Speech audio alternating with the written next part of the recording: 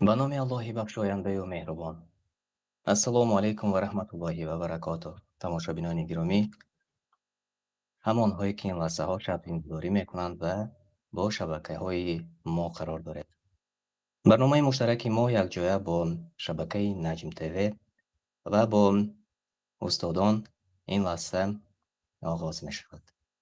و چنانکه که ما پیشتر نیز گفته بودیم و اعلان کرده بودیم، امروز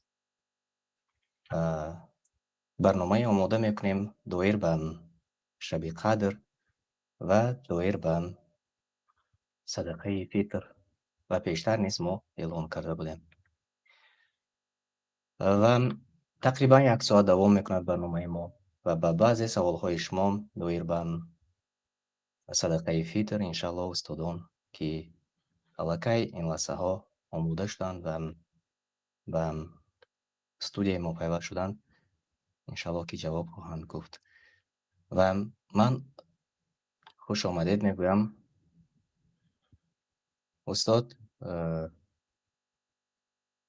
ادهم حیدرزاده، خوش آمدید به شبکه ما. سلامت باشه. خوش آمدید. و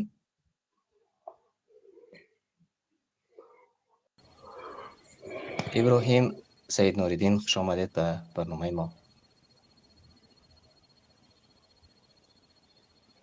استاد ما رو میشنوید؟ استاد ابراهیم.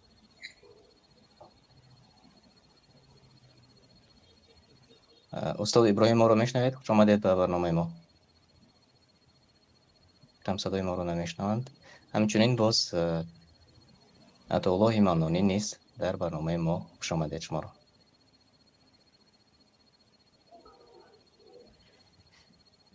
خب صدای شما نوکک آمد. خوش آمدید. تماشابینان عزیز، هر یک شما رو خوش آمدید میگویم و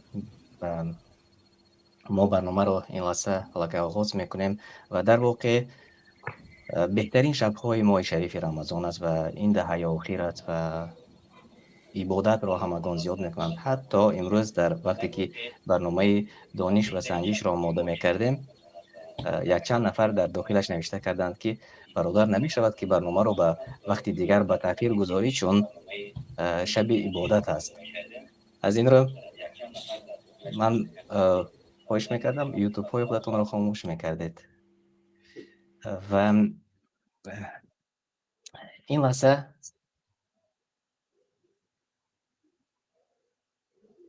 خب ما آغاز میکنیم و درباره شب قدر و درباره شرح دعای آن خواهش میکردم که استاد ادهم حیدرزاده کمی معلومات میگفتند و بعد از آن انشاءالله شروع میکنیم به بعضی سوال و جواب های دیگر و برنامه ما چون پیشتره نیز گفتیم امروز نیست انشاءالله یک برنامه آزاد، صحبت آزاد با شما استادان گرامی قدر میگذرانیم تا که توانیم که به بعضی مسئله ها موضوع ها روشنی انداخته تانیم، چون اکثریت مردم عامی این لحظه ها درباره همین شب قدر میپرسند کدام روز از شب قدر و برای چی اکثریت میگویند که محض شب 27 شب قدر است یا اینکه چون چند وقت پیشتر نیز ما درباره شب‌های تاق گفته گذاشته بودیم، اما اکثریت مخصوص همین یک شب را انتخاب کردند و میگویند یک شب از شب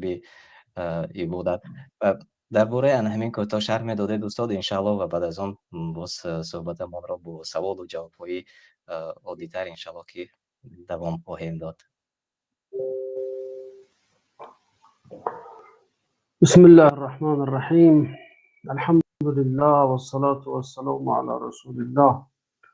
اما بعد، بینندگان عزیز، هر کسی که با ما در این ساعت قرار دارید، از آن تعالی مسئلت میکنم که جلوگی شما را از قطار آنهایی گرداند که این شب را دریافت کردند، کامیاب شدند و از برکات و خیرات این شب بهره‌مند شدند. این سوالی است که برادر عزیز چند شب است که در اطراف این چیز ما صحبت داریم، مثلا صحبت الهیده یا با شما بعضی برادر و استاد و برادران صحبت داشتن، لیکن البته این موضوع تکرار بابم هست، چون که موضوع خیلی موضوع مهم است و از ما یک دقت خاصی طلب میکنه، چون که این شب استثنایی است، شب عادی نیست. یک شب است که در حقیقت از دیگر شبها به کلی فرق میکند. این شب هست که به قدرترین، به شرفترین شب حسابیده می شود و کسب کردن این شب، کسب کردن این قدر را این شب به سبب قرآن کسب کرد. قرآن بود که این شب را از دیگر شبها شب استثنایی قرار داد و الله تعالی در یکی از همین شبهای رمضان این قرآنش نازل کرد و اون شب به همین سبب نام قدر رو گرفت. و در تفسیر قدر بسیار سخنها هست، لیکن میگن که از همه تفسیرهایی که مشهورتر از 4 تا هست. یکی این است که این شب برای اینکه شب باشرف است، برای اینکه کتاب باشرف به دست فرشته باشرف و پیامبر باشرف صلی الله علیه و سلم برای امت باشرف نازل شد. یکی دیگر میگن که خیلی از ابن عباس اومده این شب شبی هست که در این شب تقدیر انسان ها از لوح المحفوظ به آسمان دنیا آورده میشد و گویا که هر یک انسان از دیلویش برای فرشته سپرده میشد و فرشته از یک سالین کاری که انسان میکند باخبر میشد و اون را در گویا که جریان میکند و اون چیزی که باید کند میکند. این چیز درباره برف باران و درباره هوا و همه اینها در یک سال آینده فرشته ها که باخبر میشوند. اینو برمی گفتن که این شب شب تقدیر است. بنابراین میشه گفت که این شب شب تقدیر ساز است و از ما نیز طلب کرده میشه که در این شب بسیارتر دعا کنیم، نیایش کنیم، زاری کنیم، از خدا پرسیم که ما رو در این شبی که تقدیر بنده هاش حل میکند، بنده هاش گویم که تقدیر یک سالشون حل میکند، به همین دعاهایی که میکنیم اگر مبادا خدا ناکرده در اون تقدیری که آمده ایستاده است یگان بدیه باشه، یگان مصیبت باشه، خداوند آن چیز از ما دور کند یا که برای ما سبک کند الله تعالی و برای هر یک شنونده. استاد میگفتید استاد هم که در آغاز سوال نیز من گفتم فقط در همین شب 27 رو باید انتظار شویم یا اینکه در دیگر شب‌ها نیز عبادت کنیم؟ یعنی مردم این رو میخوان بپرسند.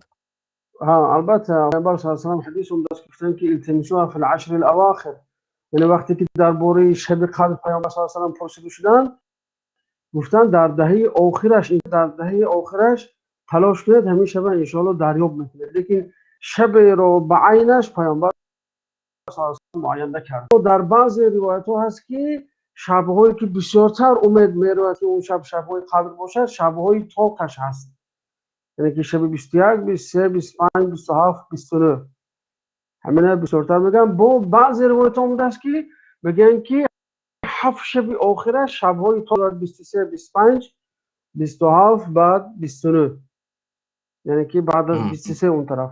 و تو روایت دیگری هست از امام احمد اومده است که یک صحابی میگه کمتر سال خورده‌تر بوده است، میگه پیامبر خدا آخه من قوتی نماز دور دراز خواندن ندارم، طاقت ندارم که من این 10 شب زندگی کنم، چیکار کنم؟ یگان شب که همون شب من بیدار شدم پیامبر گفتن که هفتم نباشد هفتم گفتن به همین شکل، یعنی که نباشد هفتم شب عبادت، یعنی که 7 شوره به همین چیز است. و ابن عباس هم و بعضی صحابه هم بعضی شخصیان بعض که کلمه های آیت شمردن و آیت شمردن و 27 رو میگرد همشنی، لیکن بسیارتر همه میگن که شبی امیدوارترین این شبی 27 است. البته به هر حال دعا میکنیم که الله قبول کند عبادت ما و شما را. و درباره دعاها که تا ذکر میکردید که کدام دعاها را در همین شب میخوانند بغیر از مثلا نماز گذاشتن، کدام دعا؟ یعنی که شریعت اگر هم خیلی ببینیم که هر یک موسم دعای خاص خودش دارد. مثلا روز جمعه دعاش صلوات است، در مثلا ذکری روزهای دهه ذوالحجه گفتی لا اله الا الله وحده لا شریک له تا آخرش. این چنین برای این شب نیست شریعت یک دعای خاص جامع مانع قرار داد، یعنی که دعای کوتاه از حضرت عایشه امام ترمذی روایت میکنه که میگن که ارأیت ان علمت ای لیله هی لیله القدر ماذا اقول فیها، یعنی که حضرت عایشه میگن که اگر من دونم که کدام شب قدر است، از این جمله اگر دونم که بعضی علما تا حتی میگن که از این معلوم میشه که خداوند برای بعضی بندگانش همین شب علامتش نشان میده. یعنی انسانایی که به خدا نزدیک هستن، انسانایی که خیلی که در عبادت پیشرفته هستند و زبردست هستند، الله تعالی احتمال است که بعضی رو روشت کنه. چون که وقتی حضرت عایشه مادرمان این سوال دادن، پیامبر این جمله رو انکار نکردن. یعنی جمله که اگر من فهمم که همین شب قدر است چی دعا کنم؟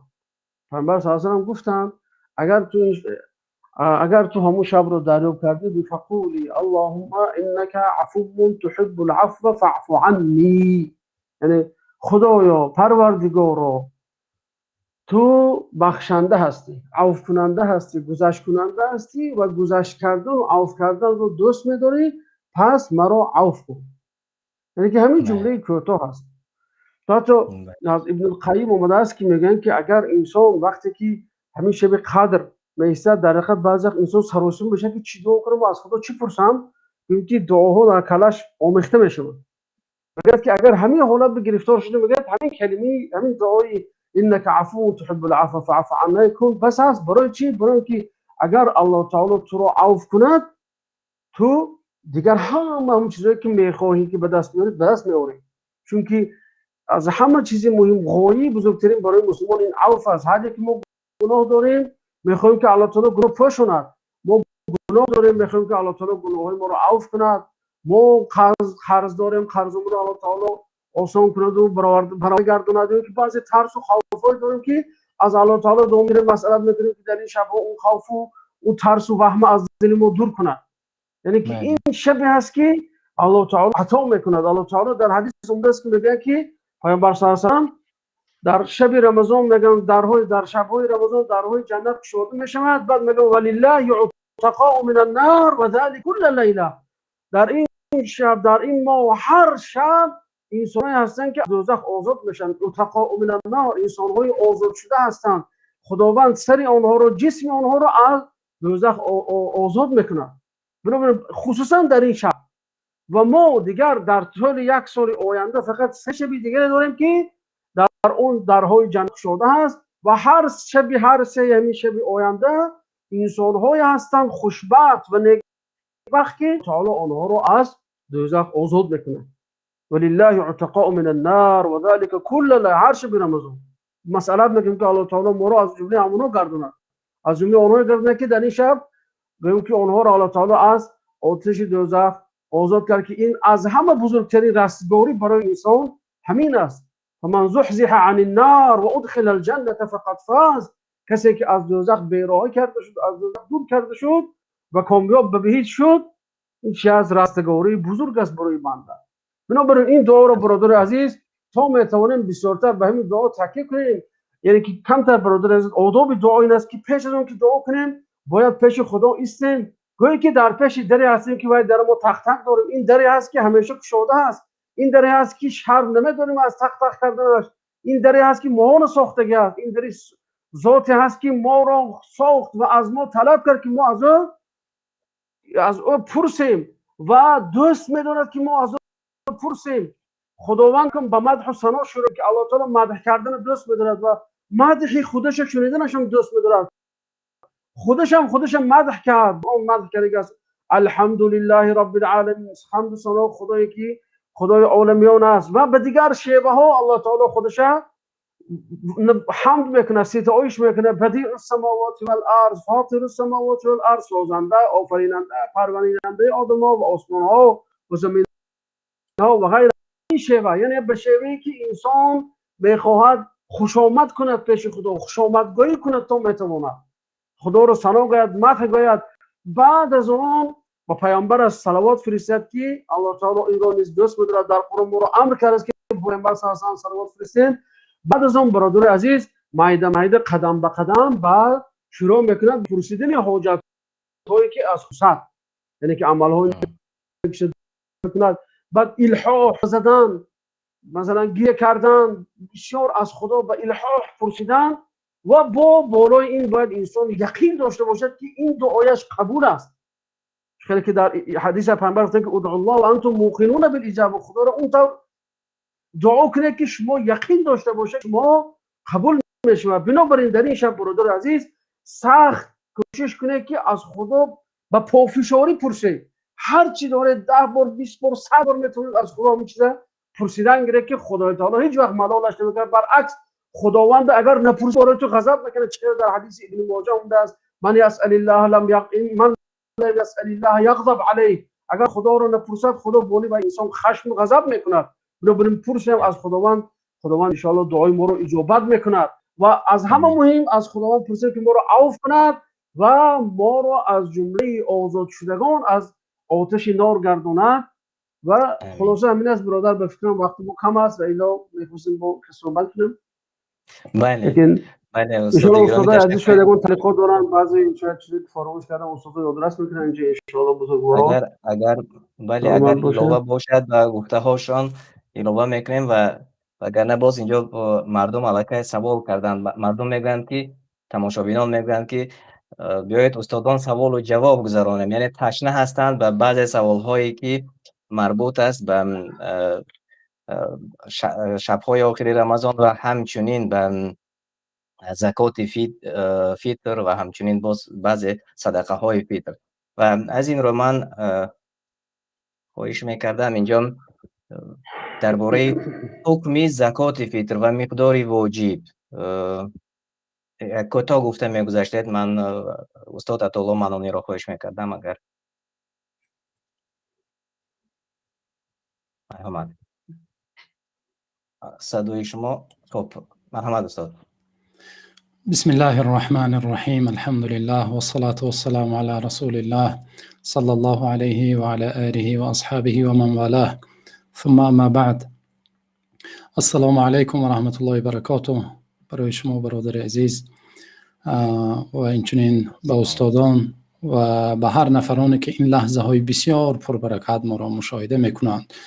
الله سبحانه و تعالی این نشست ما و شما را نشست مبارک، نشست مغفور و نشست گرداند که همراه ما و شما ملائکه ها انشاءالله یک چنانه که در روایت ها آمده است یک وجب یا یک مقدار جای نمیماند که در زمین در آنجا ملائکه نباشند. الهو الله حق سبحانه و تعالی همین طور گرداند همراه ما و شما ملائکه های رحمت همراهی کنند. و پیش از آنه که به سوال شما جواب دهم یک شرح کوتاه یا یک چیز علاوه کردنی خواستم به سخن استاد. همان دعایی که گفتند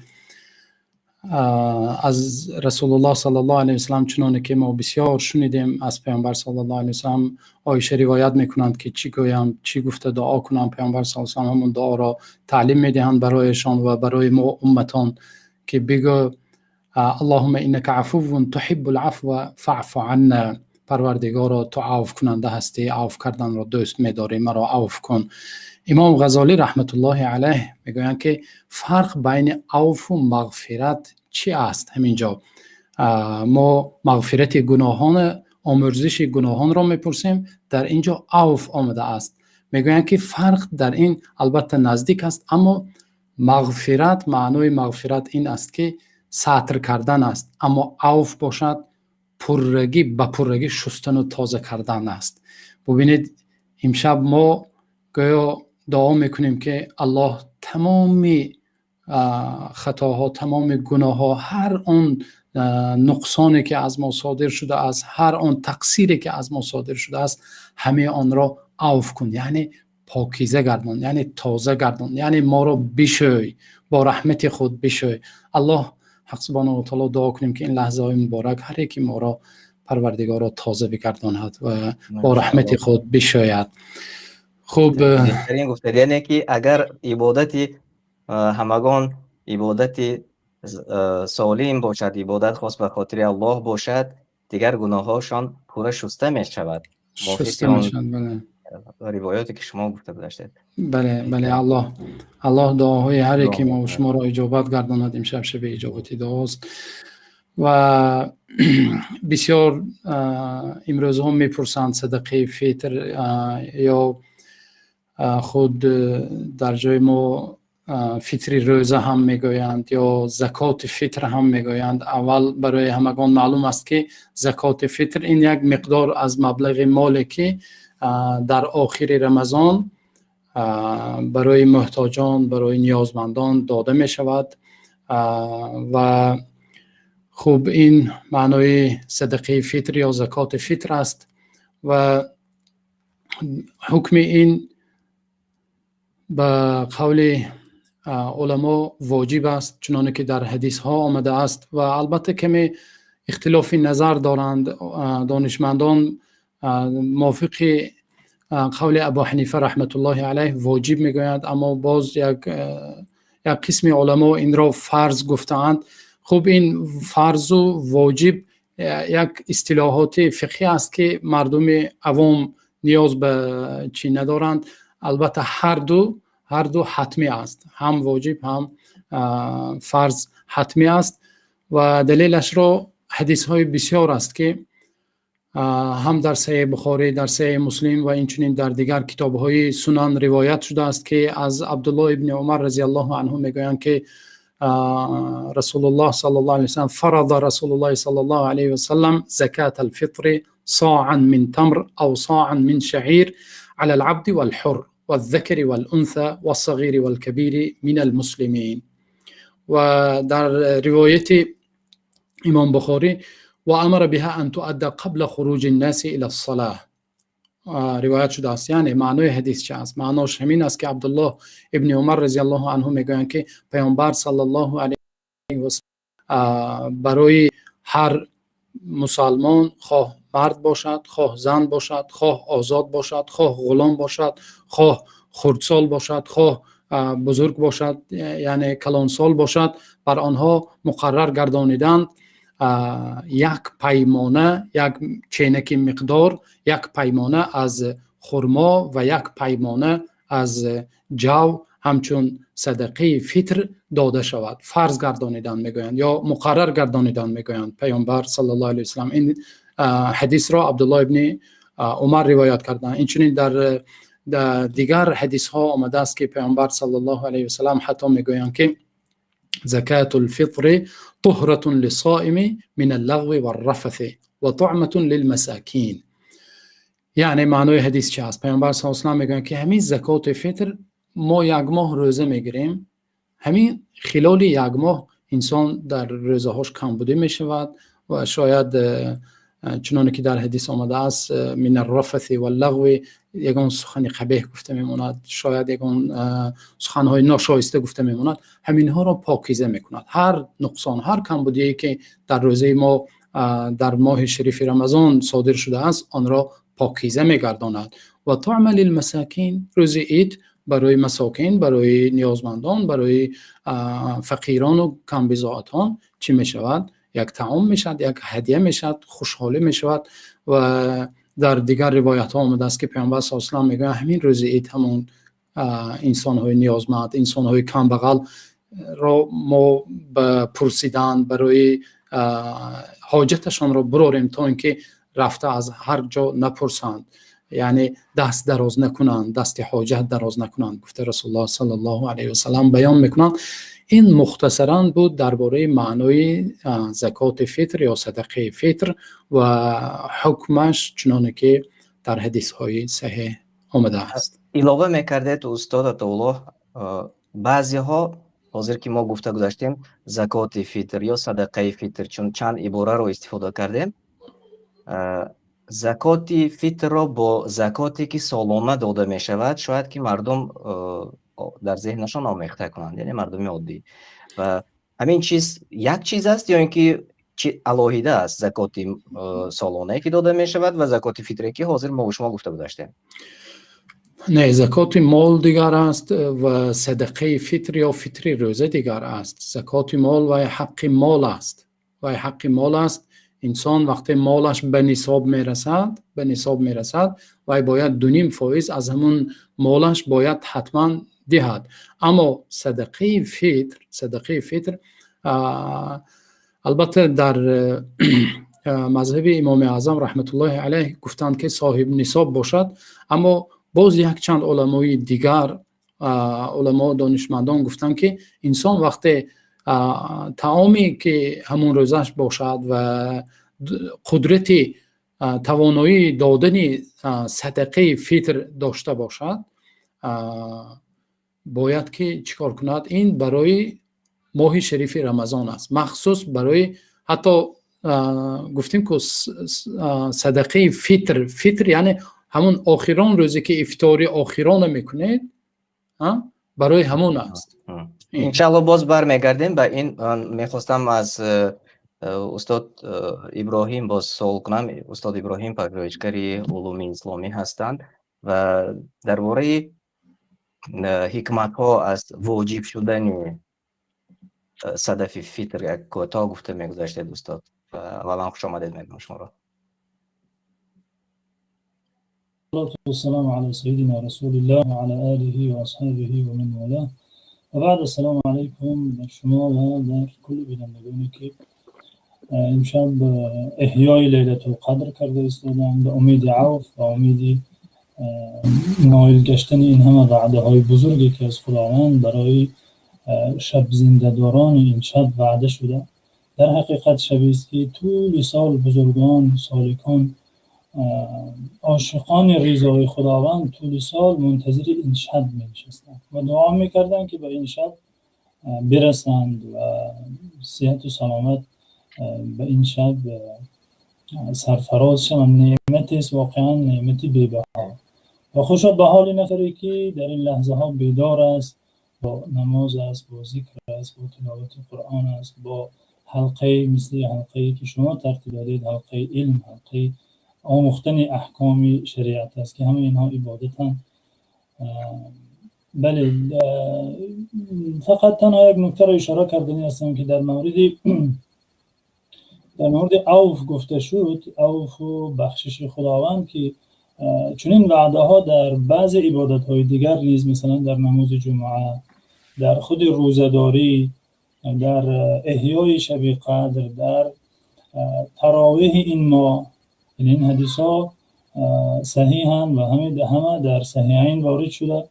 من صام رمضان ایمانا واحتسابا غفر له ما تقدم من ذنبه ومن قام رمضان ایمانا واحتسابا غفر له ما تقدم من ذنبه ومن قام ليلة القدر ایمانا واحتسابا غفر له ما تقدم من ذنبه.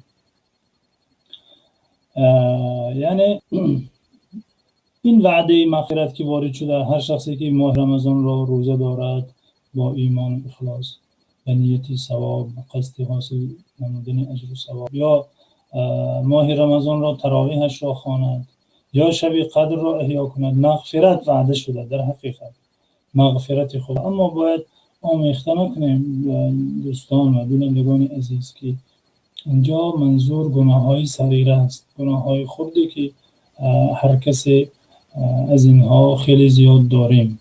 اما گناه هایی که کبیره هستند، فقها میگویند هر یک احتیاج به توبه خاص دارد و گناه هایی که به حقوق دیگران متعلق باشد باید اون حق ها بازپس گردانده شود.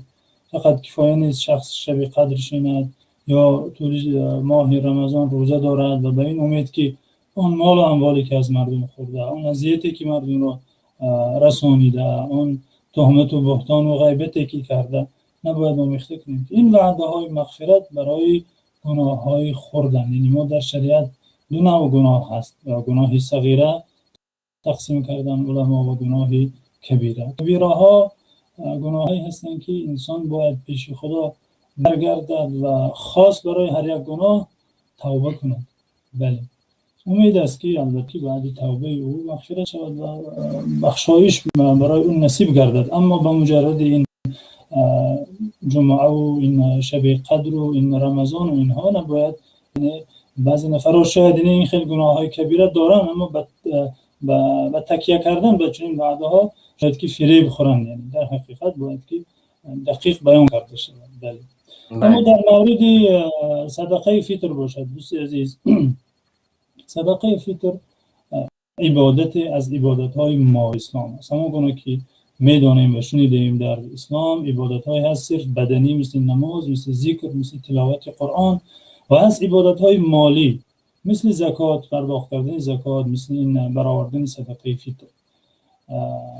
یعنی خداوند به عبادت های گوناگون بنده را آزمایش کرده، از او اجرای عبادت های رنگارنگ و گوناگون را طلب کرده و در این عبادت مثل هر عبادت دیگری، مثل هر عملی شرعاً امر شده در شریعت، البته که مقصد و هدف ها و حکمت های زیاده نهفته است. هیچ امر مشروع در شریعت، هیچ امری شریعت امر کرده باشد از عبادت ها یا نهی کرده از کارهای ممنوع به حکمت نیست، به مقصد نیست. مقصدهایی دارد که برای فرد، یعنی منفعتهایی دارد که برای فرد برمیگردد و فرد نفعش میرسد، یا منفعتهایی هست که بر کل جامعه میرسد، یعنی منافع فردی هست، منافع جمعیتی هست. خوب حکمتهایی در اقتصاد هست، در اجتماع هست، در روان انسان. یعنی گوناگون مقصدهایی دارد که اینجا به بعض مقصدهای این عبادت اشاره میکنیم، به امید اینکه انسان وقتی که مقصد از عبادت را درک کند، در حقیقت نگاه او به اون عبادت و روی آوردنش و اجرا کردنش نوع دیگر می شود. یک نفر وقتی که برای نزدیک شدن این صورت به ذهن ها، مثلا یک استاد اگر یک شاگرد خود را به کار امر کند، اما حکمت از اون کار را نگوید که برای چی این کار را کند. درست است که شاگرد اون کار را انجام میدهد، یا پدر فرزندش مثلا درست است که اجرا میکند، اما با آن محبت، با آن شوق، با آن دلبستگی، البته آنگاه اجرا میکند که پدر یا معلم برای او شرح دهد که این کار را پسرم یا شاگردم برای این حاصل شدن این منفعت میخواهیم اجرا کنیم، از تو میخواهم انجام دهی تا چون این منفعت دارد. بنابراین خداوند نیز از رحمت و لطفش، گرچنده حق داشت، خداوند خالق است، له الخلق والامر، حق دارد که آفریده، حق دارد که امر کند و انسان موظف است به حکم مخلوق بودنش که اطاعت کند. اما خداوند از لطف و رحمتش بیان کرده که این امر را برای چی شما را امر کرده و در این فرمان من چه فایده و چه منفعت ها برای شماست. یکمین مقصد این عبادت به خدا نزدیک شدن است. انسان به پرداخت کردن اندک مال به خداوند نزدیک می شود، چون که این واجب است. به تعبیر امام ابو حنیفه یا مذهبی حنفی و به تعبیر جمهوری فقها فرض، که آنگونه که استاد عطاالله اشاره کردن، این تنها اصطلاح برای جدا کردن در با نظر داشتی دلیلی مسئله حکم فرض می شود، واجب می شود، اما برای بنابر نظر به اجرای آن هر دو برابر است، یعنی هر دو امر حتمی است، هیچ فرقی ندارد. به این خاطر فقها دیگر دارند فرض واجبی حکمی و فرض عملی. از نگاه دلیل آیات یا حدیثی که تکیه میکند، چون که از فرض فرق دارد اندکه که اون را علمای اصول یعنی فرق میگذارند، از این نگاه واجب نام دارد، یک زینه پایان از فرض، اما در مسئله اجرا کردنش و حتمی بودنش از فرض فرقیت ندارد، میگن فرض عملی، واجبی حکمی و فرض عملی. بنابراین این فرض کی باشد یا واجب کی باشد، از خداوند عزوجل در حدیث صحیح که امام بخاری روایت کرده، در حدیث قدسی میفرمایند و ما تقرب الی عبدی بشیء احب الی مما افترضته علیه، بنده به هیچ عمل بهتر از آن چیزهایی که من فرض کردم تقرب جستو نمیتواند. یعنی بهترین راهی که به من نزدیک میشود بنده، نزدیکترین راه، این راهی همان اجرای فرضهای من است. هر نفری که خواهد به خداوند نزدیک شود، خداوند راهی نزدیک شدن به خودش را بیان کرده، واضح اجرای فرضهای من گفتن، اجرای واجباتی من. پس یکمین مقصدی که حاصل می شود از ادای صدقه فطر این است که انسان به خدا نزدیک می شود و اگر غیر از این مقصد، غیر از این نفع، هیچ نفع دیگر نمی بود، باید انسان این عبادت را به چون و چرا با یک شوق و شور انجام میداد. تشکر زیاد و خیلی خوب شما ذکر کردید و انشالله حاضر باز بعضی سوالهای دیگر از گفته های شما پیدا شد و انشالله من دیرتر اون سوالها را پیشنهادتان میکنم استاد. و اینجا یک سوال دیگر، استاد ادهم حیدرزاده، به چی کسانی صدقه فیتر واجب است؟ یعنی به کی؟ چون خودی حاضر در داخل چت ما در این مسئله خیلی زیاد سوال ها آمده است. به کی صدقه فیتر واجب است؟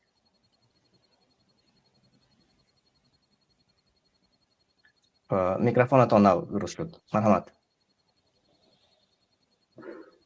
خب عزیز، برای اینکه کسانی واجب است، این البته شریعت ما میکنه، صاحب شریعت ما میکنه که برای اینکه زکات یا اینکه زکات فی واجب است. حدیثی که در اینجا گذشت چند باش استاد ذکر کردم، زکات الفطر صاع تمر صاع من شعير على العبد والحر والذكر والانثى والصغير والكبير. این حدیث امام بخاری است که اینجا وقت فرض واجب بودن زکات فطر بیان کردن پیامبر اعظم گفتن هم برای بنده یعنی که غلام، هم برای شخصی آزاد، هم برای زنک، هم برای مردک، هم برای بزرگا، هم برای مایده ها از مسلمین من المسلمین قید کردن. این حدیث بخاری است و در حدیثی که امام بخاری و محمد روایت میکنن از ابو هریره میگه که یک قید دیگر اضافه است، میگه که فقیر او غنی، خواه بای باشد خواه کغل.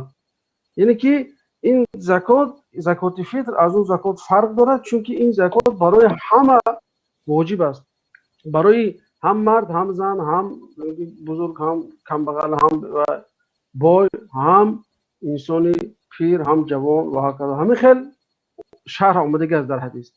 اگر در زندان باشد هم محبوس وای هم برای وای هم واجب است دادن صدقه فطر. بله، انسان اگر توانایی داشته البته برای واجب است، چون که مثلا زندان های حاضر رنگ زندان های پیشتر نیستن.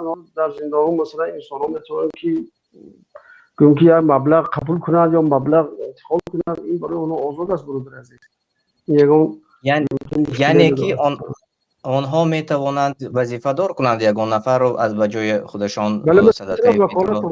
بله، میتونن وکیل کنند کسی را بجای خودشان یا که خودشان به واسطه به اون کس رسانند. تشکر زیاد و برمیگردیم انشاءالله باز به سوال ها برمیگردیم. یک سوال دیگر به چیز دیگر بود اکمل جان.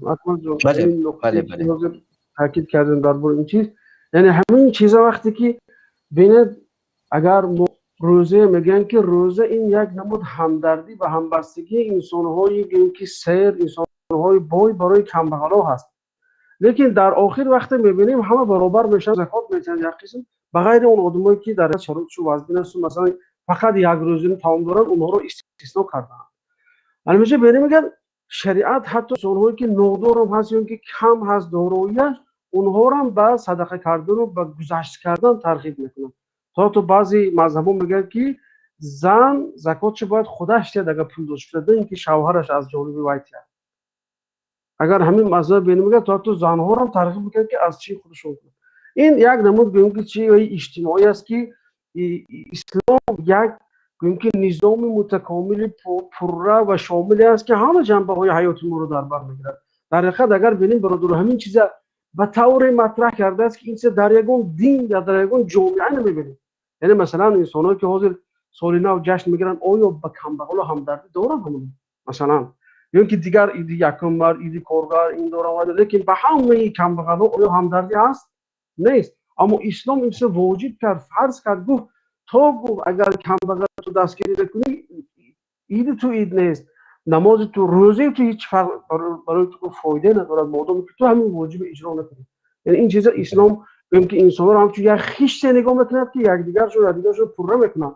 چخیل در حدیث پیامبر صلی الله علیه و میگن که مسلمان ها مثل یک جسدن که اگر در که مراکش اگر یکتاش درد کشد، اونو که در که آسیمیانه است باید دردی باید احساس کند، یعنی که همدردی باید کنند برای چنانه که پیشتر نیز گفته گذاشتن این یک حکمت های الهی است، حکمت های الله هست، چون استاد ابراهیم در باره این حکمت ها گفته گذاشتن و دور از این نیست. و به همین خاطر چنانه که شما گفتید هر یک کس باید که صدقه فطر را دهد. و بیایید انشاءالله باز برمیگردیم و عطاالله منانی اینجا سوال است درباره به کدام گروه آدمان باید که داده شود، یعنی صدقه فطر، یعنی به دادنش برمیگردیم. من میکروفون شما رو خب گیران کردم. مرحمت. بسیار سوال مهم. بسیار نفرها میپرسن به فلان چی دهم میشود، به خیش تبارم دهم میشود، یا به خلاصه فلانی بسمدانی دهم میشود. گفته بسیار میپرسند. البته شریعت چون که بیان کردن همه چیز را بیان کرده است و این چیز هم بیان کرده است و علما میگویند هر نفری که زکات به او داده می شود اینچنین صدقه فطر را به او داده می شود. و در سوره توبه آیه 60 الله حق سبحانه و تعالی نفرانی که زکات گرفته می توانند یا عموما صدقات، زکات را اینچنین در قرآن خداوند همچون صدقات آورده است. میفرماید خداوند انما الصدقات للفقراء والمساكين والعاملين عليها والمؤلفة قلوبهم وفي الرقاب والغارمين وفي سبيل الله وابن السبيل فريضة من الله والله عليم حكيم. این 8 گروه را الله حق سبحانه و تعالی بیان کرده است که زکات را به همین ها داده می شود. اینچنین صدقه فطر را به همین ها داده می شود. اینها که هستند؟ خب اینها 8 نفر هستند، اما حاضرش به عصر خدا ما بگیریم تقریبا یک 4 گروه همین ها هست.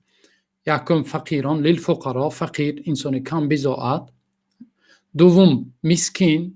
البته بین فقیر و مسکین علما میگویند فرقش این است که فقیر تماما یگان چی ندارد، بسیار نیازمند است. مسکین یک کمتر مال دارد. گفته یا بعضی علما عکسش میگویند مسکینن ذا مطربه.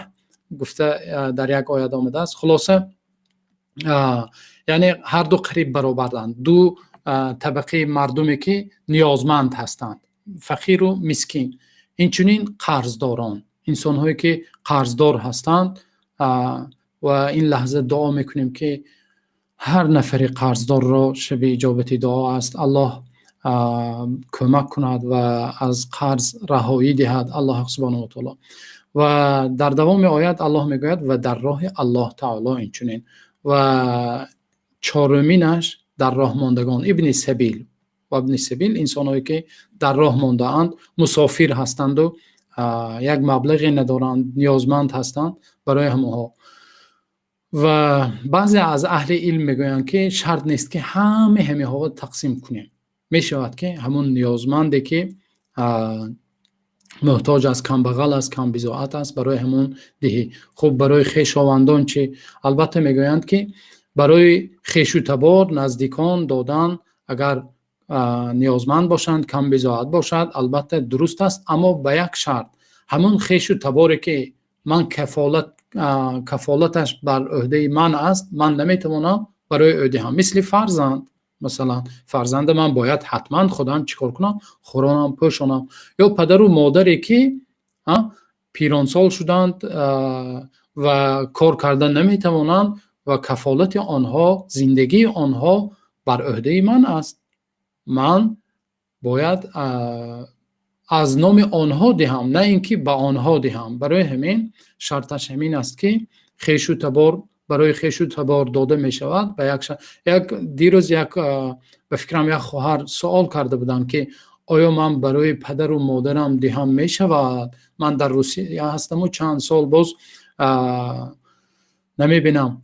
خلاصه من این سوال را پایان برآوردم. بله عیناً میخونم. زن میتواند به پدر و مادر خودش زکات روان کند. زن از والدان 7 سال دور است. فرق ندارد چند سال دور است، و مادام شوهر کرده باشد و نفقه او بر عهده شوهرش باشد، اگر از مال خودش باشد، از مال خودش باشد نمیتواند. برای چی؟ برای اینکه میگویند که دختر هم اینچنین باید برای پدر و مادرش نفقه کند، اما شوهرش میتواند برای همون پدر عروس و مادر عروسش، برای خوشدامنش دهد، اما خودی دختر نمیتواند از مال خود بر آنها زکات یا صدقه فطر دهد. برای همین یعنی فرق کننده برای ما چی است؟ فرق کننده همین است که آیا بر نفقه همون انسان بر عهده من است یا نیست. اگر بر عهده من باشد، من به آنها داده نمیتوانم، اگر بر عهده من نباشند من میتوانم به آنها دهم. باز اگر استادان یگان شرح یا ایلاوگی یا ایلاوه باشد با خوشروتر یگان تعلیقات باشد بفرمایند، انشالله خوب میشه.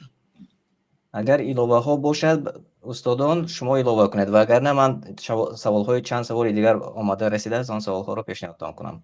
تنها برادر اکمل جان در مسئله به کی واجب می شود یک ایلاوه کردنیم که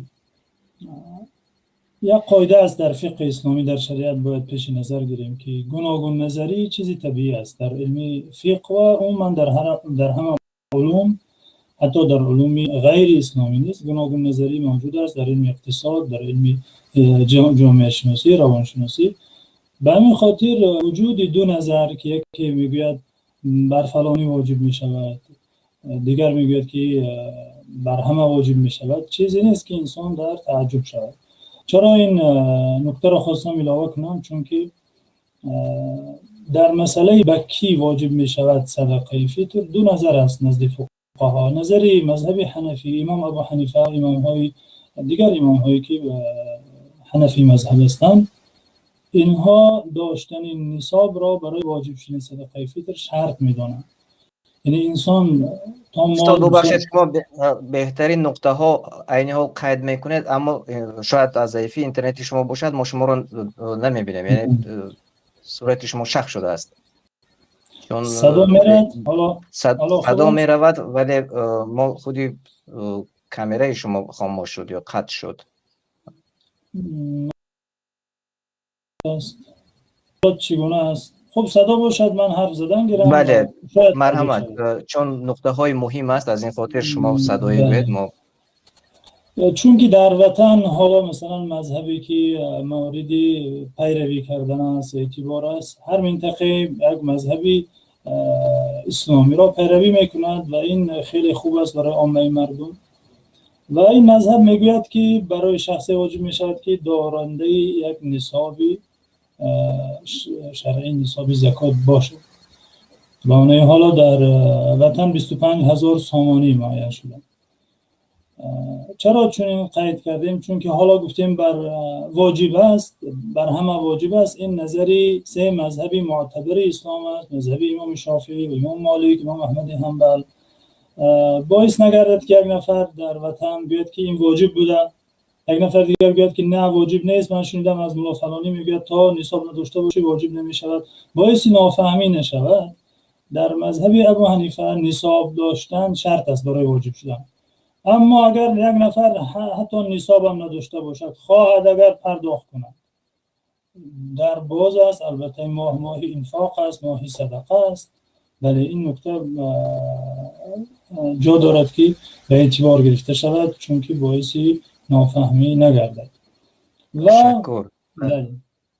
بله انشاءالله باز برمیگردیم و من تا آندم به استاد ادهم حیدرزاده یک سوال داشتم و از تماشابینان، آنهایی که این لحظه ما را زیاد از 200 نفر تماشا میکنید، من سوالهای بالای شما را افسوس متاسفانه خوانده نمیتوانم. از این خاطر بعد از آن که استاد جواب را تمام میکنند این لحظه، بعد از آن انشاءالله شما میتوانید خب سوالهای خودتان را از سری نو نوشته کنید اگر ملال نباشد به شما تماشابینان عزیز. و تا آندم من به استاد ادهم حیدرزاده یک سوال داشتم. این سوال نیست از جانبی نه تنها من بلکه تمام تماشابینان میخواهند بفهمند در مورد دادن صدقه فطر اگر در بعض شهرهای دیگر قرار داشته باشند، آیا میتونند که صدقه خودشان جایز است که صدقه خودشان را به مثال تاجیکستان روان کنند یا به افریقا روان کنند؟ خودشان مثلا در اروپا هستند یا در روسیه هستند. بله. خب پیش از جواب دادن من مسئله که استاد تاکید کردن برای میخواستم در اطراف این چیز گپ زنم، اما به سبب اون که وقت کم است و فشار بالامون زیاد است، مثلا فشار وقت هم برای من اشاره نکردم. در حقیقت تو مذهب است، مذهبی که میگوید که مثلا برای همه واجب است، مذهبی که نصاب شرط میگه که بیشتر در جای ما رایج است. و کسی که اگر در این مسئله مثلا گفتی استاد در این وسیع هست انشاءالله اونجای اختلاف و کشمکش نیست. اما مسئله نقل زکات باشد، یعنی که زکات رو از شهر به شهر دیگر بردن، از دولتی به دولت دیگر برده دادن. اصل این است که برادر عزیز زکات باید زکات فطر در همون دولتی که به قول شما فرض شد در همونجا تقسیم کرده شود. مثلا شما در تاجیکستان هستید باید در فقرای تاجیکستان تقسیم کرده شود، یا مسکین مساکین، یا اینکه در روسیه باشه در اون مسکینان روسیه تقسیم کرده شود.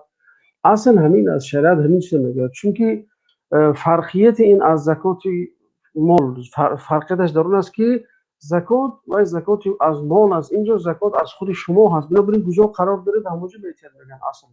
اما اینم خودی هم مسئله پیشی که برین، اینم مسئله اختلافی است. یک گروه علما میگن که میشود، یک گروه علما میگن که نقل زکات ممکن نیست، مطلقاً ممکن نیست. اما گروه دوم مثلا امام اعظم رحمت الله علیه و شاگردان رو میگن که نقل زکات ممکن است به شرط، بعضی شرطا رو میگن، مثلا میگن که اگر انسان در یک جای قرار داره، شهر قرار داره، لیکن در دیگر شهر خویش و تبارش از اقرباش است، برای خاطری بگیم که سیلی رحم رعایت کردن و پیوند خویش رو مستحکم کردن، برای اونها این زکات فرستادن اگر جایز است.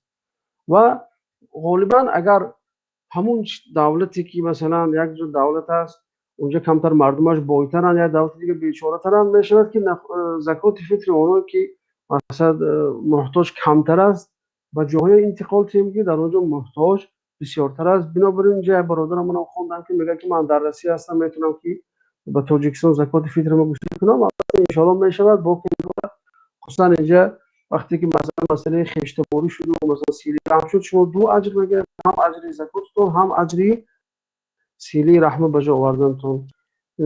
بله، چون شما گفته گذاشتید استاد گرامی، واقعا این پوشیده نیست. در بعض مکان موضع ها، مثلا در جایی که ما قرار داریم در یک قسمت اروپا، تقریبا که کمبغل نمیابید، کمبغل ندارد مردم، یعنی که به کلی کمبغلان دولت کمک میکند. از این خاطر نیاز ندارد، یا نیازمند را یافته نمیتونید به جز آن که مثلا در نزد مغازه ها میشینند و پول طلب میکنند. اونها نیز خانه های قصرهای خوب دارند و قصرهایشان را در به واسطه تلویزیون ها نشان میدهند، یعنی اینجا میبیان طلبندگی میکنند اما قصری خوب دارند در مثلا دولت های رومانی و دیگر همسایه دولت ها. عموما کلا وقتی که کوچه میبروی کمبغل میکوی تقریبا کیافت نمیشد، به نهایت کم است. به همین خاطر اونها باید چیکار کنند؟ اونها مجبور میشوند که انتقال کنند مبلغشان را به دولت هایی که نسبتا کمبغلاش زیاد است، یا به تاجیکستان یا اینکه به دولت های افریقایی. به همین خاطر اگر این را استادان دیگر نیز علاوه کردنی باشه در همین موضوع، چون این موضوع خیلی مهم و مردم نیاز دارند به همین موضوع. آیا که شما گفتید اختلاف فکرها هست، اگر که مثلا ما روان کنیم به جای کمبغل نشین اجرمان کم می شود، سوال پیدا می شود. و همین روشن‌تر می‌کردید ان شاء الله. بیان کنم از من در این میان قطع شد، نمیدونم دوملا بیان کردن شاید، یعنی انتقالش بدون سبب بدون عذر شرعی مکروه است، از جای به جای دیگر کوچانیدن. اما وقتی که در شهر دیگر فقیرتر عمر به سر میبرد، در شهر دیگر خویش و تباری او هست، در شهر دیگر شخصی است که شخصی صالحتر است، حتی درست در شهر او در دهه او شخصان فقیر هستند، ولی در دهه دیگر در شهر دیگر شخصانی است که در صلاح و تقوا و در ادای عبادت بهتر از اون فقیران اطراف او هستند. البته نان و طعام شخصانی که به عبادت مشغول هستند تامین کنند و اون نعمتی که از او استفاده می شود در راه طاعت صرف کنند، البته اجرش بیشتر می شود. گرچه اینجا با یک اعتبار دیگر هم هست که شخصی که التزامش ضعیف باشد هم به دادن صدقه فطر اگر او را دلگرم کند به طاعت، البته باز اینجا بهتر است که در همون فقیری اطراف خودش دهد. تنها یک مسئله دیگر از این مسئله به میان می آید، مسئله انتقال دادن صدقه فطر یا زکات. مسئله مهم از جا دارد اشاره شود که انسان وقتی که زکات خودش رو میخواهد حساب کند، خودش در شهر دیگر باشد و مالش مثلا در شهر دیگر، فرض کردیم مالش در روسیه در تجارت است، در مزاربه است، خودش در وطن عمر بسر میبرد، یا برعکس خودش در خارج است، مالش در وطن. وقتی میخواهد حساب کند مالش به نصاب رسیده یا نرسیده، حساب همون شهر را باید در نظر گیرد، حساب اون شهر اعتبار دارد که مالش در آنجا قرار دارد، چون که حسابات گاه فرق میکند. مثلا نرخ طلاست، اصلا معیار معین کردن این نصاب نرخ طلاست، 85 گرم طلا چه مقدار مبلغ میشود. اگر مالش در تاجیکستان است باید که نرخ طلا در تاجیکستان را حساب کرده شود. اگر مالش در اروپا است باید اروپا، در امریکا است. یعنی در مسئله زکات سالانه محلی یا مکانی که مال آنجا قرار دارد اعتبار دارد. اما در مسئله صدقه فطر جایی که خودی صدقه دهنده قرار دارد اعتبار دارد. به معنی که یک نفر در امریکا است، صدقه فطر در آنجا مثلا $50 می شود، مثلا در فرض کردیم تاجیکستان صدقه فطرش 10 سوم 50 سوم، نباید به حساب تاجیکستان پرداخت کند، بلکه به حساب همون کشوری که صدقه دهنده اون به سر میبرد. اونا کجا انتقال میتد کار او، اما حساب باید که، چون که صدقه فطر اونگونه که استادا اشاره کردن تبع للبدن میگن فقها، یعنی این تابع بدن است، صدقه بدن است. صدقه زکات مال وطن مال را نگاه میکند، صدقه بدن وجودی صدقه دهنده را که در کدام کشور است. یعنی که خودش رو کس فریب کرده نمیتواند. اینجا این خود فریب کنی است و بله خود فریب کنی است و باز گویا که الله را فریب کردنی است. اگر که مثلا در اروپا فرض کردیم زکات مال خیلی زکات فطر روزه رو معین کردن، خودی در مسجد های جامعه اینجا معین کردن، تقریبا 75 کرون است، به حساب ما این تقریبا 7.5-8 یورو است. اما در مثلا تاجیکستان که فرض کردیم گیریم خیلی فرق میکنه، 10 مراتب پایانتر است. و موافق خلاصه شما استاد ابراهیم، مردمی که از اروپا روان میکنند و تقریبا اگر که 8-10 یورو که داشته باشند صدقه فطر، باید که همین مبلغ را روان کنند. بله خب این معلوم شد. و اکنون از یک عائله تقریبا اگر 5 نفر یا 8 نفر هستند، چگونه باید تقسیمات کرده شود؟ یعنی که یک نفر فقط پدر خانه همون 10 یورویی که معین کردیم روان میکنند، یا اینکه سری هر یک اعضای عائله؟ خب سوال به ما روانه باشد دوستم، صاحب عائله یا مسئول عائله از هر فردی اعضای عائله خود همون مقداری که معین شده در همون شهر باید پرداخت کند. یعنی از خردترین کودک نوزادش تا پدر مادر پیرانسالش همه را حساب کرده. همسرش، البته همسر در مذهب حنفی همسر از خودش باید پرداخت کنه، بر شوهر واجب نیست که یعنی از جای همسرش زکات فطر پرداخت کنه. بعضا این مسئله رو اگر از این پهلویش نگاه کنیم، چرا میگیم این امام ابو حنیفه یعنی زن را چرا برای زن چرا دشواری گفته خودش پرداخت کنه از شوهرش؟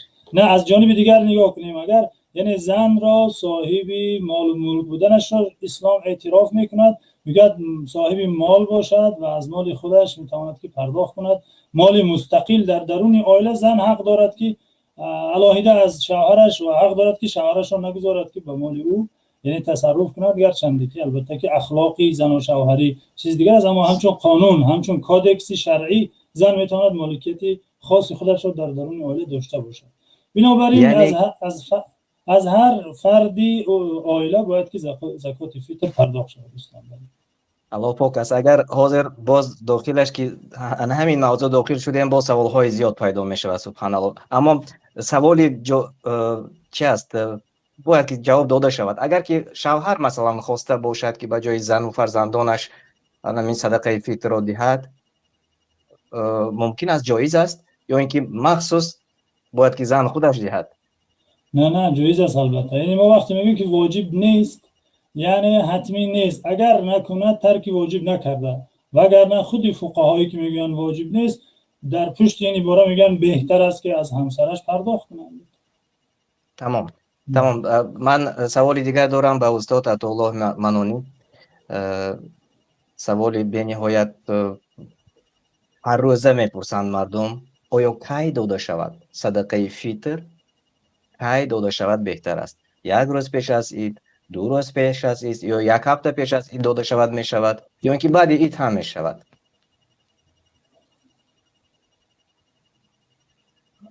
میکروفون شما. بله بفرمایید. این را پیامبر صلی الله علیه و سلم برای ما و شما در حدیث صحیح بیان کردند، چنانه که در حدیث صحیح بخاری آمده است که پیامبر صلی الله علیه و سلم گفتند که من اداها قبل الصلاة فهي زکات مقبوله و من اداها بعد الصلاة فهي صدقه من الصدقات. کسی پیش از نماز عید دهد و صدقه فطر حسابیده می شود، و کسی که بعد از نماز عید دهد و همچون دیگر صدقه عادی یک همچون خیرات از او قبول می شود گفتند.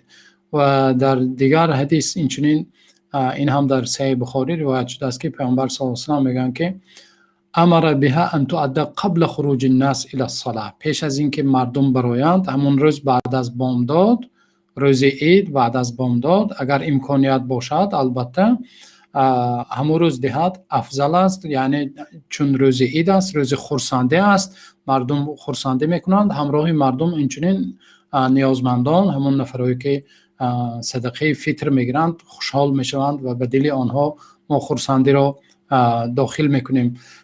اما این هم از صحابه بزرگوار عبدالله ابن عمر رضی الله عنه را پسرشان روایت شده است، در صحیح بخاری آمده است که عبدالله ابن عمر میگویند که کان یعطون قبل الفطر، یعنی پیش از عید فطر، بیوم او یومین، 1 روز پیش یا 2 روز پیش عبدالله ابن عمر میدادند، چون شاید مشکل میشود همون روز عید مثلا مابین بعد از نماز بامداد چند ساعتی کم، 1 ساعت است یا شاید کمتر است، همون روز دادن شاید مشکل میشود. برای همین گفتن که 1 روز پیش یا 2 روز پیش.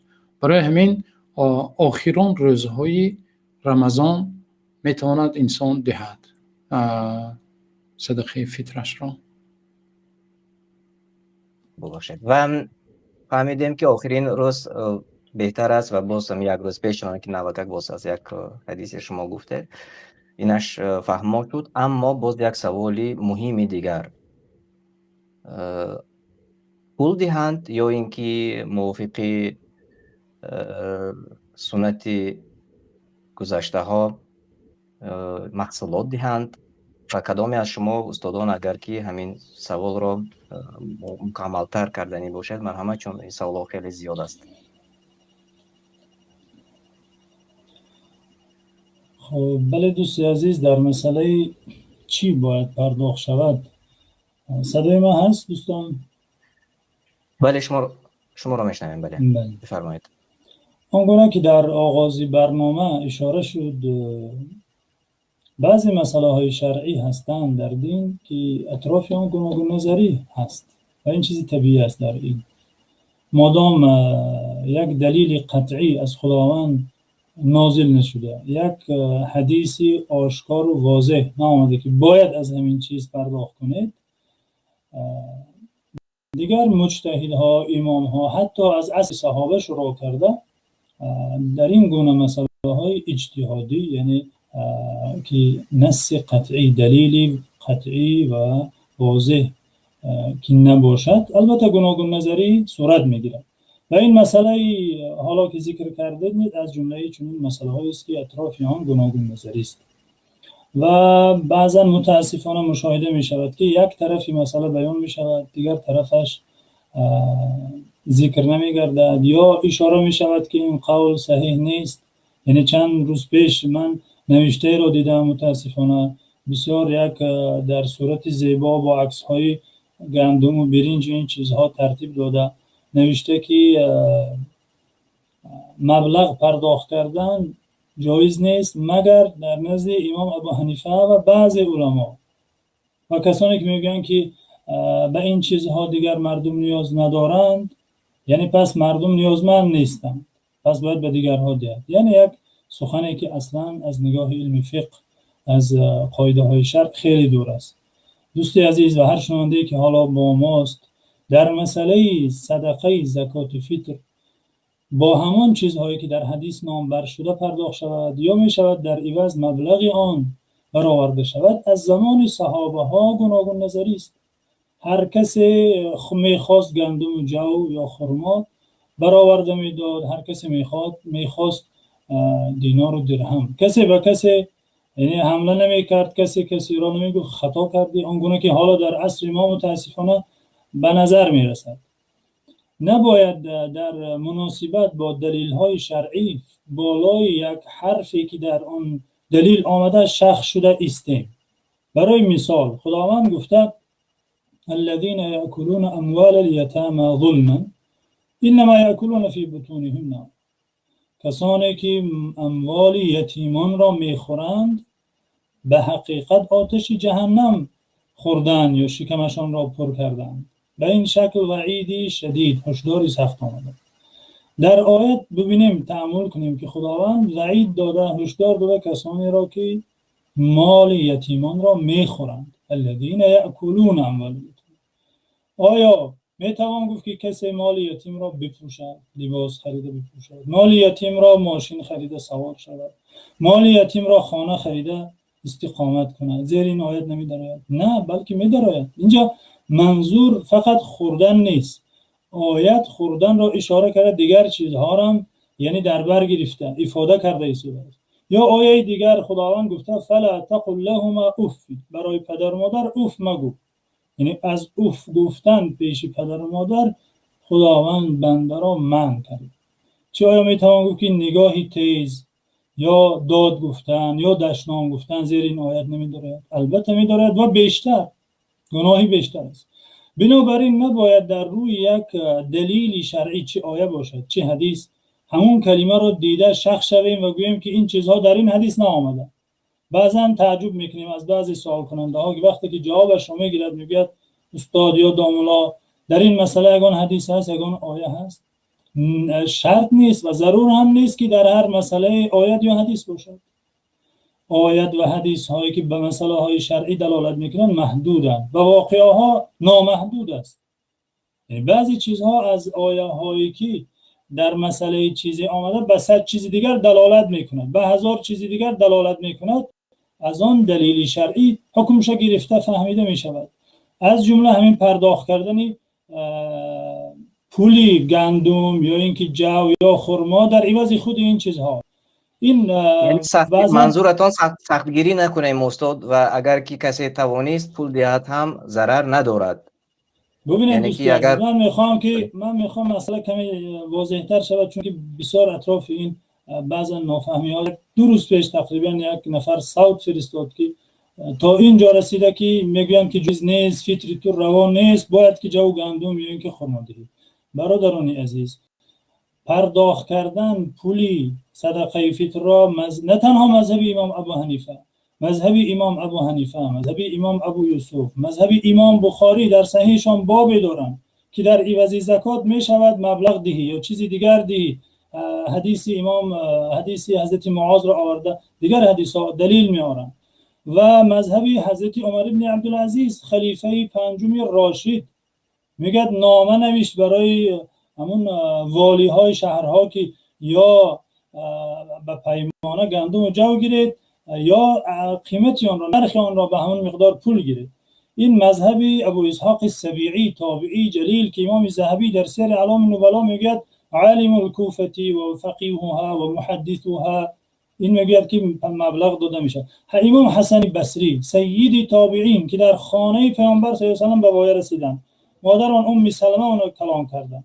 یکی از فقها مفسرین از زهاد عصر، بزرگترین تابعین، یعنی میگوید که اگر دینار و درهم دهد در عوض گندم و جو جایز است. مذهبی از امام های مالکی مذهب اسباغ ابن حبیب، اشهاب ابن القاسم، یعنی امامانی که به منزله امام ابو یوسف و امام محمد در چگونه که در مذهب ابو حنیفه شاگردان بزرگوار مجتهد امام پروریدن، امام ابو یوسف و امام محمد. در مذهب امام مالک نیز ابن القاسم هست، الاسبغ و اشهب هست. اینا میگن که مبلغ پرداخت کردن جایز است. یعنی جایز بودنی پرداخت کردن مبلغ مذهب یک نفر دو نفر نیست، هم ضعیف است، جایز نیست و باید حتما این جو گندم برآورده شد. اصلا در مسئله صدقات منفعت فقیر به نظر گرفته شده دوستان. منفعت فقیر چیز در عصر ما اون زمان که جو گندم و خرما پیامبر صلی الله علیه و سلم گفتن برآورید، به اعتبار همون عصر که دینار و درهم خیلی نادر بود، نه هر کس این پولهای تنگه ها را داشت، چیزی آسان برای مردم برآوردن خرما و جو گندم بود. اما اینکه عصر دیگرگون شده، جای اینها را پول گرفته و فقیر جو گندم گرفته، چیکار میکنه؟ آسیاب گفتن اون را آرد کند یا اینکه در کوچه خریدار جستجو کند که فروشد و اون پول را لباس خرد، لباس ایدانه، یا راه کرا کند، یا پولی آب و برقش دهد. یعنی چیزهای در زمان ما با وجود آمده که انسان به پول نقد بیشتر نیاز دارد. بنابراین فقها میگن که بهتر است پول پرداخت. امام سرخسی مثلا در مبسوط، حتی شیخ الاسلام ابن تیمیه که به نهایت این نفرانی که بعضا سختگیری میشود، حمله میشود به مذهب، سخن این امام بزرگوار را اعتبار میدن. شیخ الاسلام ابن تیمیه میگوید که ببیند اگر جو گندم به منفعت فقیر باشد جو گندم دهد، اگر ببیند که پول به نفع فقیر باشد پول دهد. اینقدر مسئله یعنی در اون البته که ما نمیگیم حتما پول دهد. یک نفر اگر ببیند که فقیره به میز یا که به خرما یا به گندم نیاز داره، خواستن دهات مثلا مینش بگذار. بله هر چیزی که مهم یک نفر مادام در مسئله دو نظر است، دو نظر معتبر از فقهای بزرگوار، نباید که یک نفر به یک نفر دیگر بیاد که تو خطا کردی، تو کارت نادرست. اینش کاری نادرست است. تمام، دیگر فهم شد، دیگر معلوم شد. سختگیری انشالله که نمیکنند اونهایی که صدقه فطر میدهند. و اینجا بیاید سوال ها آماده رسیده، چون مردم به نهایت زیاده 300 نفر تماشا دارند. سوال ها پیشنهاد کردن ناامید نباشند. اینجا یک چند سوال های به نهایت خوب هم هست و ما گفته گذاشتیم. به هر حال یک بار دیگر انشالله که تکرار میکنیم. اینجا یک نفر خب گفتند من سوال را در چیز برآورده کردم. اگر از معیارهای معین زیاد پرداخت شده، اگر زیادتر پرداخت کنی چی است؟ یعنی می شود یا نه؟ بفرمایید داملا تاخان، بفرمایید. بسم الله الرحمن الرحیم. خوب، البته می شود که انسان شرط نیست که همون مقداری که معین شده است همون دهد. می تواند که انسان زیاد دهد از معین شده. فمن تطوع فهو خیر له. الله میگوید که کسی باز اگر زیاد خواهد پس برای او بهتر است. البته شرط نیست که ما همون مقداری معین شده رو دهیم. و چقدر که این ماهی چی است؟ ماهی خیرات است. پیامبر صلی الله علیه و سلم مانند یک بادی که تیز میوزد مثل همون خیرات میکردند. و اینجا خوب این به فکرم این سوال مختصر جواب دادیم معلوم شد. یک نفر وقتی من وقتش را بیان میکردم سوال کرد که همونجا من دیدم گفتند که من بر وقت دادم. همینجا یک نقطه را اشاره کردنی هستم که علما میگویند که بعد از در آمدن ماه شریف رمضان میتواند صدقه فطر را دهد. الکی بعد از در آمدن میتوانی همون را پیشکی دهی. ما فقط گفتیم بهترین روزش یک روز دو روز پیش از عید فطر گفتیم. و همین مانند یک سوال دیگر از آمینه سفر و آمده رسیده است. گفتند که اگر در دهه رمضان فطر روزه را دهی چی می شود؟ من و یک عمک معیوب داشتم و صاحب فرزند هست، قابل کاری ندارد، یعنی کار کرده نمیتواند. آیا قبول می شود که با وی فطری روزه را داده باشد؟ بله می شود. همین ماه رمضان از همون یکمین روزی که آغاز می شود تا نماز عید انسان میتواند که فطری روزه دهد، فطری روزه اش را دهد. و حتی البته پیامبر صلی الله علیه و سلم چنانه که در حدیث گفتیم پیامبر صلی الله علیه و سلم تا نماز عید گفتن، ولی علما وقت شرح میدهند میگویند که وقت واجب شد، مثلا فرضاً یک انسان نتوانست تا نماز عید برآوردن نتوانست، و باید حتما بعد از نماز عید باشد، همون روز عید باید که فطر روزش را دهد، صدقه فطرش را. یک نفر 2 مرتبه سوال دادند، شاید از آغاز برنامه ما رو تماشا نکردند. زکات رو به خیش و تبار دادن جایز است؟ ما در این موضوع خیلی شما پورا کرده گفته گذاشتید برادر عطاالله، اما باز همین گونه سوال آمده است و اگر کوتاه فقط گفته میگذاشتیم چون شاید نه وریدی برنامه ما بودند. بله، من مختصرا جواب میدهم. اگر شرحی داشته باشند استاد باز علاوه میکنند. برای خیش و تبار دادن 2 ثواب دارد. البته خیش و تباری که چنانه که تاکید کردیم، خیش و تباری باشد که نفقه او بر عهده او نباشد، مثل فرزند خودش، فرزند نابالغ خودش و پدر خودش که بر نفقهش بر عهده او است، پدر و مادر و بابای و هکذا. دیگر خیش و تبارانی که نیازمند هستند برای آنها دهد، یک اجر همون خیراتش را میگیرد، دوم اجر خیش و تباری را میگیرد. والاقربون اولی بالمعروف، چنانه که در آیات ها آمده است، و اقربا خیش و تبارها اولاتر هستند به نیکی کردن و به خیرات و به دستکشایی کردن. البته انسان 2 ثواب میگیرد ان شاء الله. اگر استاد باز یگان علاوه داشته باشم بفرمایید استاد. انا این سوال را نیز علاوه کنم، به همین مانند است. سلام علیکم رحمت الله و برکاته. من زکات خودم را به برادرم در تاجیکستان دادم، آیا قبول می شود؟ التماس جواب دهید. من در روسیه هستم. استاد ابراهیم. بله، البته برادر از کسانی است که نفقه او بر عهده برادرش نیست. به همین خاطر به همین قاعده که خوب گفتن استاد عطاالله در آغاز، همین قاعده معیار است. به چه کسی ما میتوانیم زکات دهیم، صدقه فطر دهیم، و به چه کسانی نمیتوانیم. برادر، خواهر، خاله، عمه، عمک، اینها کسانی هستند که گرچنده که در بعضی صورتها در شریعت نفقه اونها بر ما واجب می شود، اما در عموم در حالت طبیعی واجب نیست بر عهده انسان. تنها کسانی که واجب است پدر مادرش است، همسرش است، فرزندانش است. بنابراین به برادر و بر خواهرها، عمه‌ها، خاله‌ها جایز است شخص زکات دهد، این صدقه فطر دهد، البته به شرط اینکه نیازمند باشند. بله. در مسئله پیشین، مسئله گفتیم که از مقدار معین بیشتر اگر پرداخت کند آیا جایز است؟ البته جایز است، بلکه خوب است دوستان. بلکه خوب است که حالا یک پیمانه، یک صاع به حساب معاصر 3 کیلو و 800 گرم است. 3 کیلو و 800 گرم وزن دارد پیمانه بنابر مذهب حنفی، آنگونه که فقیه ابراهیم سلقینی در کتاب خود و علامه وحدت زحیلی در فقه الاسلام و ادلته آوردند. صدای ما هست برادر اکمل جان؟ بله، ما شما را میشنویم، بفرمایید. ما شما را میشنویم. بله. بنابراین مقدار صاع را به حساب معاصر 3 کیلوگرم و 800 گرم تعیین کردم. وقتی ما میخوایم بیشتر دهیم، یعنی نرخی 3 کیلوگرم و 800 گرم آرد یا گندم یا جو یا خرما یا مویز، یعنی این چیزها در اختیار داریم. یک نفر که حالش میانه حال است و وضعیت مادیش یعنی نه چندان، میتواند که 3 کیلو و 800 گرم آرد یا گندم را حساب کرده پرداخت کند. یک نفر که دارنده تر است وی باید به خرما مثلا حساب کند، به مویز حساب کند، شرط نیست که همه به گندم حساب کند.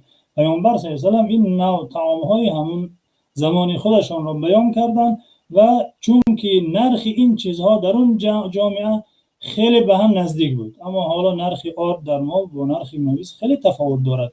یک نفر که داراییش بهتر باشد، بهتر است که سری هر فرزند خاندانش 3 کیلو و 800 گرم مویز را مثلا حساب کرده دهد. این البته شاید که از 1000 سامان هم بالا شود، باکی ندارد. این نفر با مویز پرداخت کرد، دیگرش با خرما پرداخت کرده. جایز است، البته خوب است. بعضی از پیشینیان اسلام روایت کردند که گفتن مقدار صدقه فطر چه اندازه است؟ برای عامه مردم 1 صاع، 1 پیمانه، اما برای من و شما اندازه ندارد. یعنی بله بله، هر چقدر که میتوانند زیادتر میتوانند که پرداخت کنند و چنانکه که شما گفته گذاشتید باز هم فایده اش انشاءالله که زیاد می شود. یک سوال دیگر بیاید با همون سوال رو یک بار نظر کنیم. خب دوستم اگر پیشنهاد بنده یک پیشنهاد داشتم اگر پذیرفته شود، چون شب دعا و شب عبادت هست، یک دو سه سوالی مهم را مختصر کنیم و خداحافظی کنیم.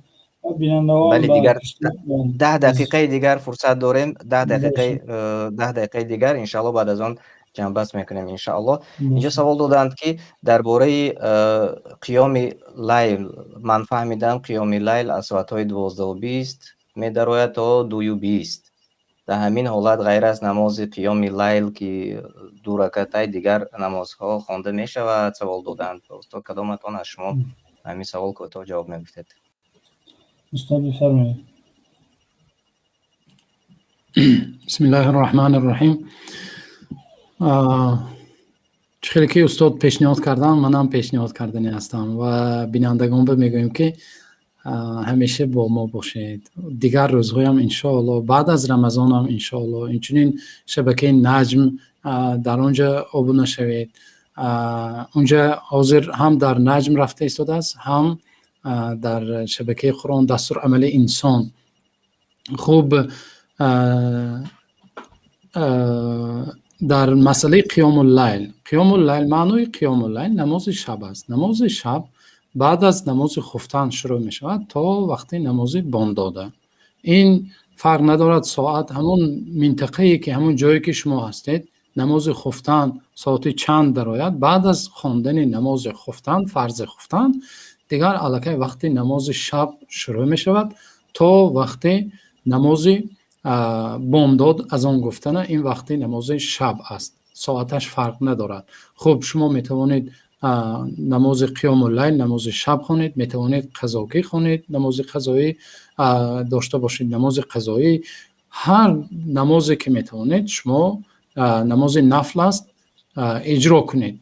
و بعضی از اهل علم گفتن که حتی بعد از شام شروع می شود گفتن نماز شب رو، چون از نامش معلوم است نماز شب یعنی بعد از مغرب نماز شام الکی شب داخل می شود، یعنی بعد از شام تا از آن بامداد نماز شب است. اینجا باز یک چی هست؟ نماز تهجد هست. اینچنین یک برادر دیگر سوال کرده بودند به همین مانند نماز تهجد هم نماز شب است، اما تهجد از قیام اللیل چی فرقیتی دارد؟ قیام اللیل هر آن نمازی که در شب خوانده می شود آن را قیام اللیل نامیده می شود، اما تهجد نمازی که بعد از خواب رفتن خوانده می شود. انسان نماز خفتن می خواند، یک کمی استراحت می کند، بعد می خیزد و می خواند، این را تهجد می گویند. یا می گویند که شرط نیست که خواب رود، اما یعنی از خواب دوری جسته. معنای خود تهجد خواب نرفتن است. در وقت خواب نرفتن همینه از جایگاه دوری جستن تهجد میگویند.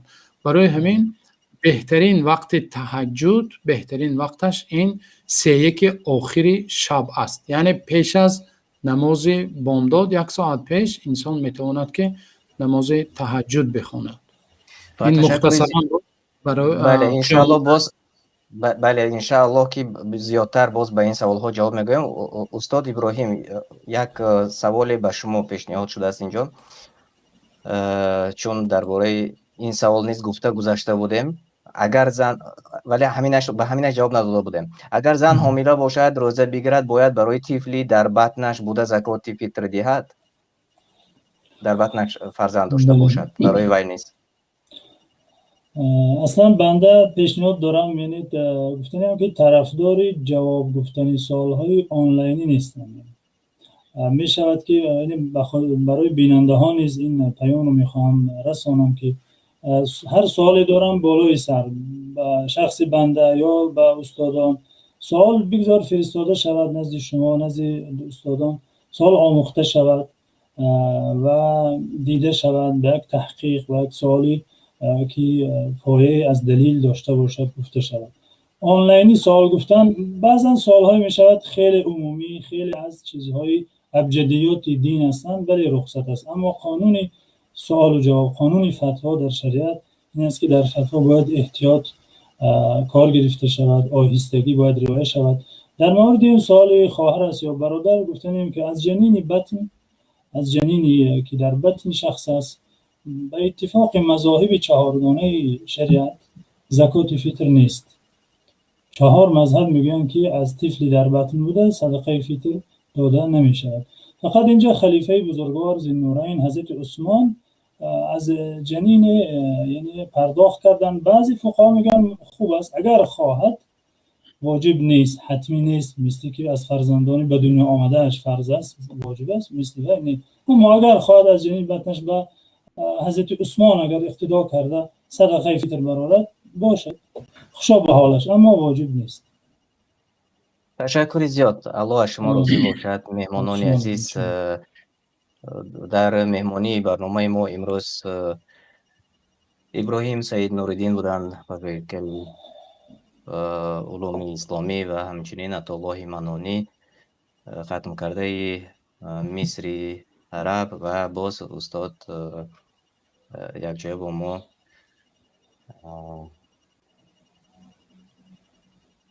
در آغاز برنامه ما استاد ادهم نیز حضور داشتند. ادهم حیدرزاده به چند سوالهای ما در آغاز برنامه جوابهای خودشان را گفتند و مکمل درباره شب قدر برای ما نقل کردند. و از شما من یک بار دیگر تشکر برای شما تشکر میکنم که سلامت باشید. تشکر از شما اشتراک برای کردید. ترتیب این برنامه، برای سعیتون نفع ملت و مردم.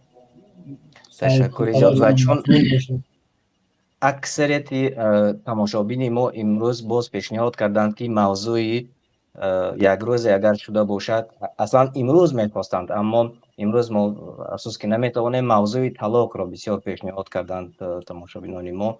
و اگر که در آینده وقت پیدا کنید، خب در موضوع همین به نهایت زیاد شده است، موضوع اولیوی است، انشاءالله یک وقت معین به سوالهای تماشابینان انشاءالله که جواب میدم.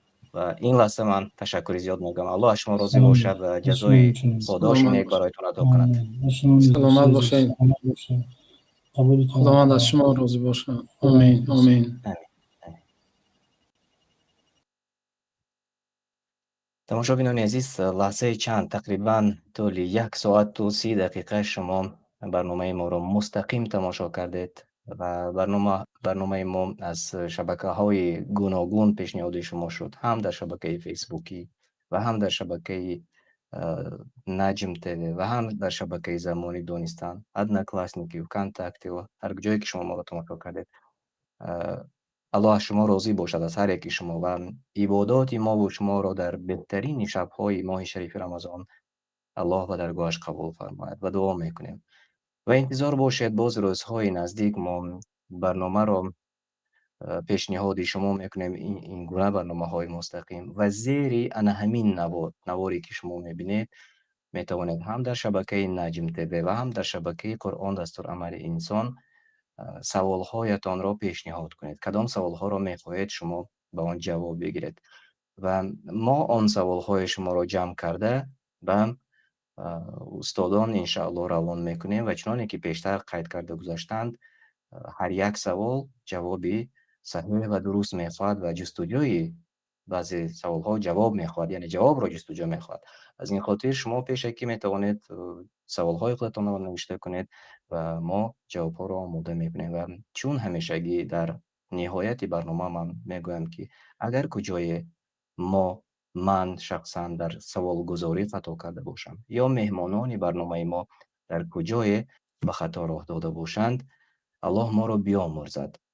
و غیر از این، هر جایی که اگر شما قولی صحیح از قرآن و سنت یافتید، از آن پیروی کنید و هر جایی که دیدید که ما و یا استادان در برنامه دورتر شدند از قرآن و سنت، به آن گفته ها اهمیت ندهید. الله از هر یکی شما راضی باشد. تا بخوری های دیگر خانه آباد و سربلند باشد. السلام علیکم و رحمت الله و برکاته.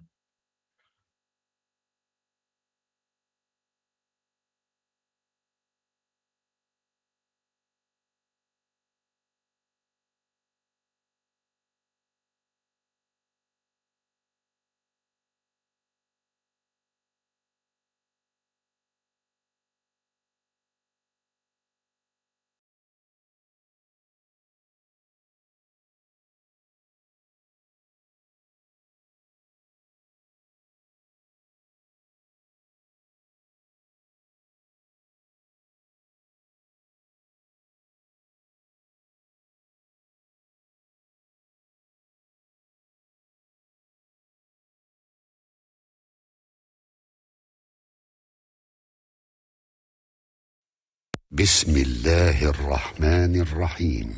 به نام اللهی بخشاینده و مهربان. والفجر سوگند به سپیده صبح. وليال عشر و سوگند به شبهای 10 یعنی 10 شب ذوالحجه. والشفع والوتر و سوگند به جفت و طاق. والليل إذا يسر و سوگند به شب چون روی برفتن نهد.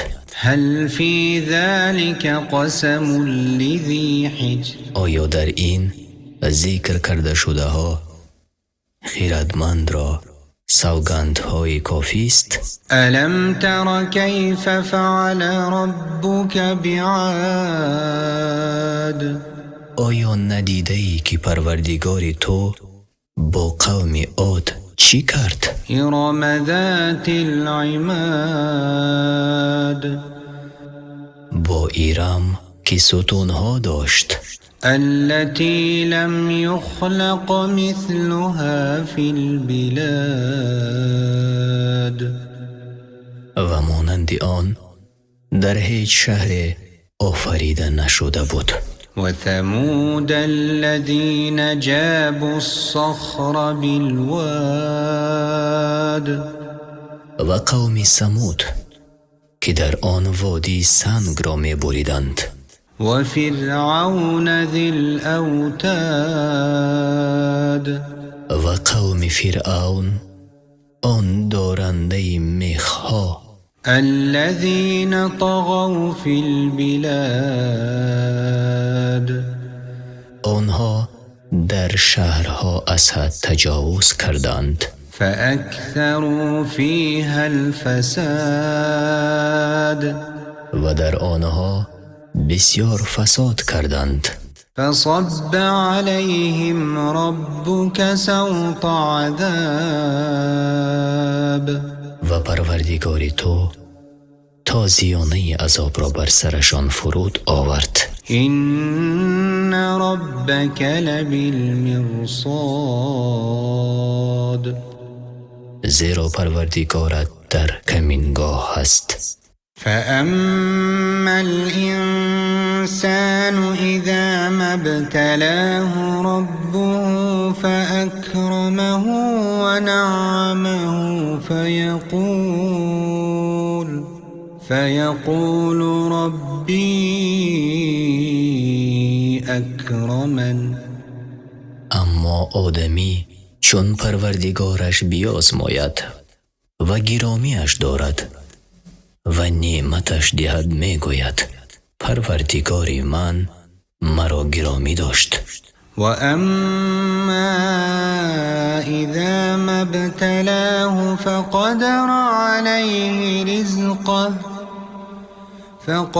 عليه رزقه فيقول ربي أهانن. و چون بیازمایدش و رزق بر او تنگ گیرد می گوید پروردگاری من مرا خوار ساخت. كلا بل لا تكرمون اليتيم و چنان است شما یتیم را گرامی نمی دارید. ولا تحاضون على طعام المسكين و یکدیگر را به طعام دادن مسکین ترغیب نمی کنید. و تأکلون التراث اکلا لما و میراث را حریصانه می خورید. و تحبون المال حبا جما و مال را فراوان دوست دارید. کلا اذا دکت الارض دکا دکا نه چنین است که می پندارد چون زمین شکافته شود شکافته شدنه. و جاء ربك والملك صفا صفا و امر پروردگاری تو فرا رسد و فرشتگان صف در صف شوند. وجيء يومئذ بجهنم يومئذ يتذكر الإنسان وأنى له الذكرى. و در آن روز جهنم را حاضر آرند. آدمی پند گیرد و چی جای پند گرفتن باشد. يقول يا ليتني قدمت لحياتي. میگویند ای کاش که برای حیات جاودانه خود پیشا پیش چیز میفرستادم. فيومئذ لا يعذب عذابه أحد. در آن روز کسی چون عذاب او عذاب نکند ولا يوثق وثاقه أحد. و مانندی زنجیر او به زنجیر نکشد. يا أيتها النفس المطمئنة. ای روح آرامش یافته، ارجعي إلى ربك راضية مرضية. خوشنود و پسندیده به سوی پروردگارت باز کرد. فادخلی فی عبادی وادخلی جنتی. و در زمره بندگان من داخل شو و به بهشت من درآی.